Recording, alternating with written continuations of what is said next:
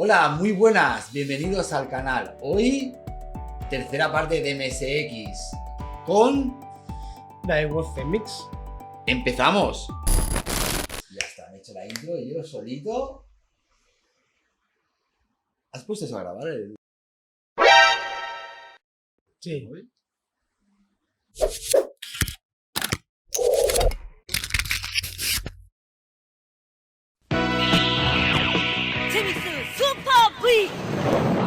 Nos vamos al año 1985 cuando salió esta maravilla de MSX. Coincidió prácticamente con la salida también de Nintendo NES, 8 bits. Exacto. Lo curioso de esto es que Daewoo Z-Mix tiene el mismo sistema, podríamos decir un poco libre, que es el sistema MSX, a diferencia de Amstrad CPC y el resto de ordenadores de aquella época. Fue la única marca que sacó el mismo sistema MSX, pero únicamente como consola. Porque siempre si asociamos MSX, lo asociamos a un ordenador de casa. Teclado. Exacto, con su teclado. El cassette. Cartucho. Etcétera, etcétera. El Basic, etcétera. Bueno, esta consola salió en varios modelos, pero esta consola principalmente lo único que era cartucho, únicamente cartucho. Aunque sí que es cierto que luego la empresa, bueno, otras empresas que trabajaban para esta misma marca hicieron algunos periféricos, ¿vale? Para ella, pero bueno, hablaremos luego más adelante sobre estos periféricos. Pero bueno, de Daewoo Z-Mix a mí el que más me gusta es la segunda versión que sacaron. Sacaron 4 modelos. El primero era como una Master System pero mucho más pequeñita. La segunda versión, que era la que más nos gusta, que era como una especie de nave pequeñita así bastante chula, que era la 51. Luego sacaron otra versión que era un poco más alargada, con el cartucho, digamos, a la parte de arriba, derecha, era bastante curioso. Y esta versión que estamos hablando era la única que tenía como una especie de gamepad. Las otras dos versiones que hemos dicho tenían como un stick y 2 botones, bastante chulo, la verdad. La primera, por ejemplo, también, como estamos viendo aquí, tenía un stick, o sea, como un joystick. Joystick que usábamos en los MSX de la época. Y la última de todas, que es la que más le gusta a Tony. Es una nave de Star Trek. Desconocemos si la parte de arriba, ya decimos que al ser es una consola únicamente coreana, no salió de ese país, tenemos muy poca información y obvio que no tenemos ningún dispositivo para probarlo. Pero la parte de arriba de este Z-Mix Turbo no sabemos si funcionaba para algo, no sabemos si tiene alguna función en sí. Ni idea. Pero la verdad es que parecía mucho la nave de Star Trek. Así de muy grande. Una locura, se le fue la olla, pero muchísimo. ¿Verdad? Realmente de esta máquina tampoco hay mucha información. Es muy complicado encontrar información. Y es complicado encontrarla. Si luego después de esto, por eso en el primer vídeo que hicimos, el segundo vídeo que hicimos, dijimos que la Z-Mix duró hasta el 2016. Esto es porque hubo una empresa, que era Neoteam, sacaron una versión de Z-Mix que era más actual, 2016. Está el Mini, sacaron una especie de 51, el CPC 51, pero en versión mini.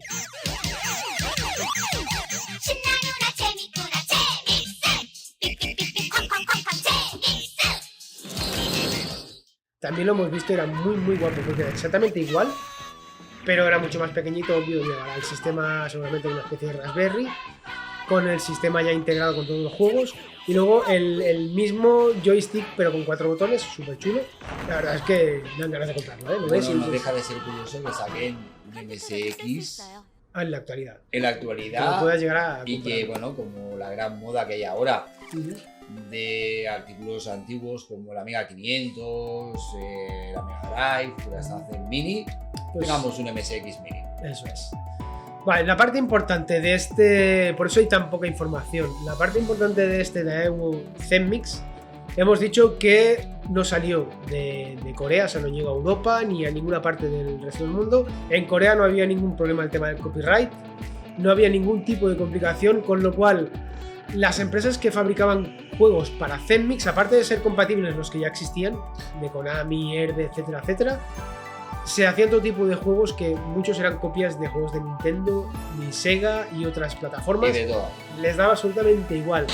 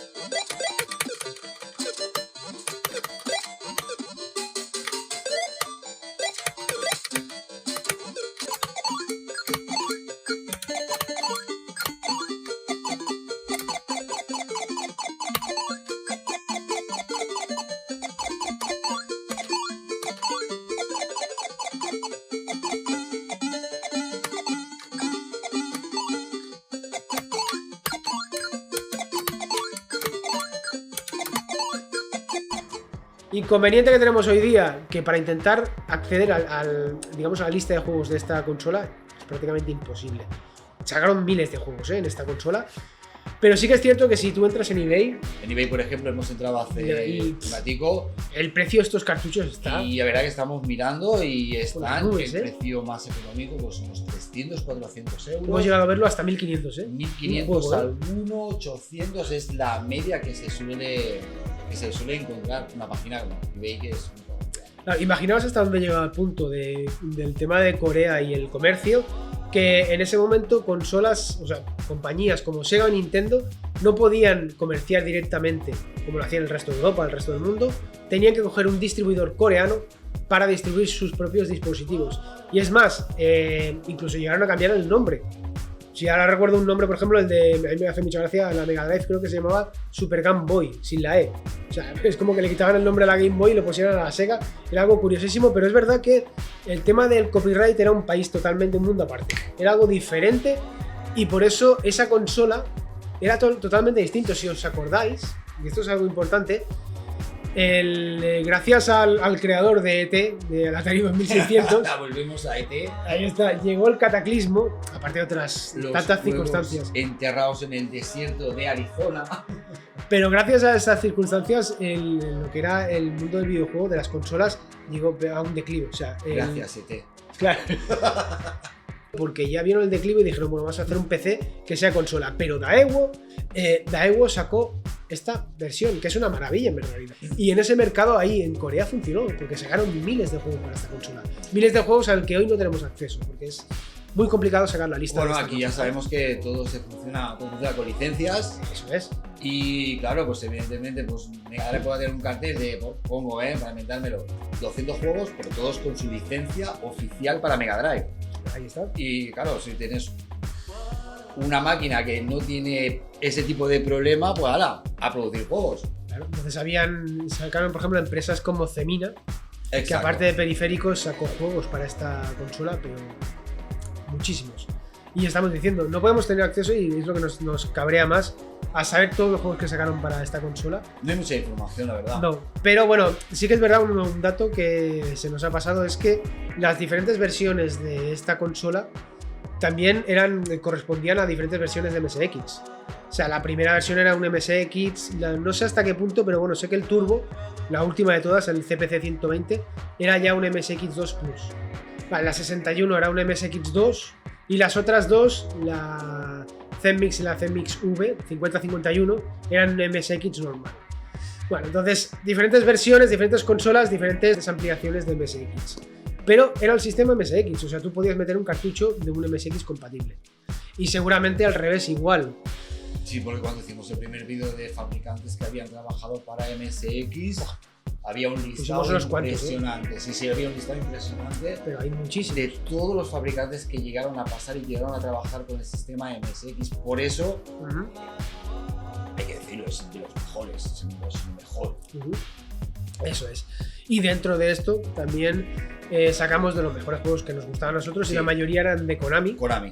Y un dato curioso del tema de los cartuchos de Konami, que si tú tenías, por ejemplo, como la que tenía yo, que era de la opción de 2 cartuchos, si tú conectabas 2 cartuchos Konami, y este dato no lo sabes, podías llegar a acceso a fases secretas, bonus y demás con 2 cartuchos de juego Konami. No sabemos si eran los mismos juegos, no lo tenemos ni idea, pero sí que es verdad que Konami se implicó muchísimo con el sistema MSX, el tema de los periféricos de esta maravilla. Periféricos. Podríamos hablar de los periféricos, algunos de ellos que sacó Daewoo. Pues hizo varios joysticks, algún joypad para los modelos de CPC 51 y 61, además de un teclado para el 61 y un dispositivo de entrada para el CPC 330.